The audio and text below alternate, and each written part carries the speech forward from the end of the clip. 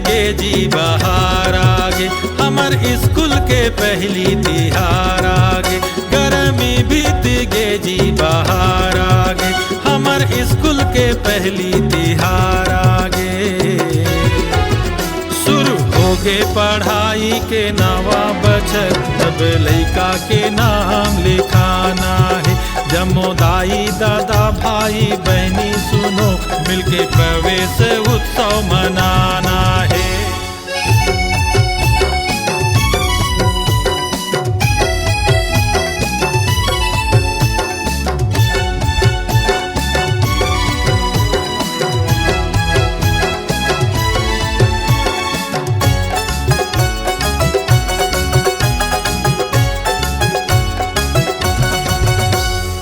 ज्ञान बिना तोर कटे पतंग, जैसे जिंदगी निराधार है। नोनी रहे के बाबू दोनों ला शिक्षा पाए के अधिकार है।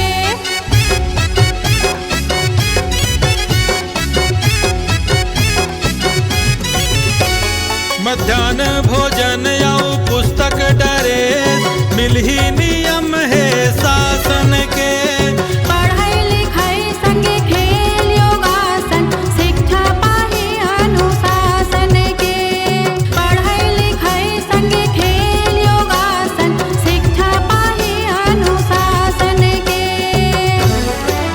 यही बात सबोला बताना है, शिक्षा ज्योति घरों घर जलाना है। पोड़ी ब्लॉक ला आगू बढ़ाना है। शुरू हो गे पढ़ाई के नवा बछर, तब लइका के नाम लिखाना है। जमो दाई दादा भाई बहनी सुनो, मिलके प्रवेश उत्सव मनाना है।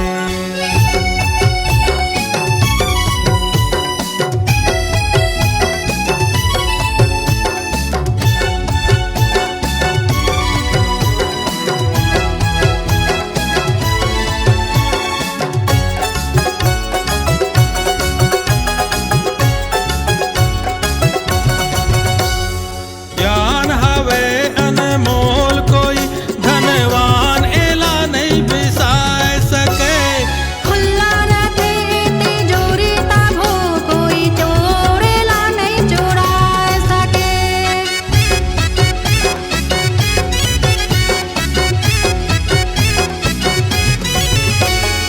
जिंदगी भर के पूंजी ये तोर, कोई बाटा घलो नहीं बाटाए सके।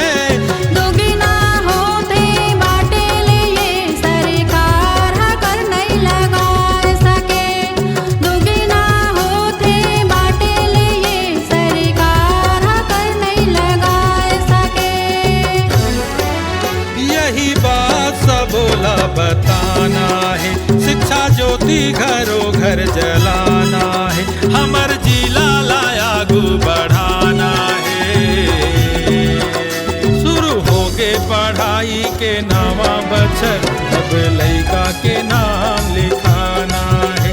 जमो दाई दादा भाई बहनी सुनो, मिलके प्रवेश उत्सव मनाना है। जमो दाई दादा भाई बहनी सुनो, मिलके प्रवेश उत्सव मनाना है। सब लइका के नाम लिखाना है, मिलके प्रवेश उत्सव मनाना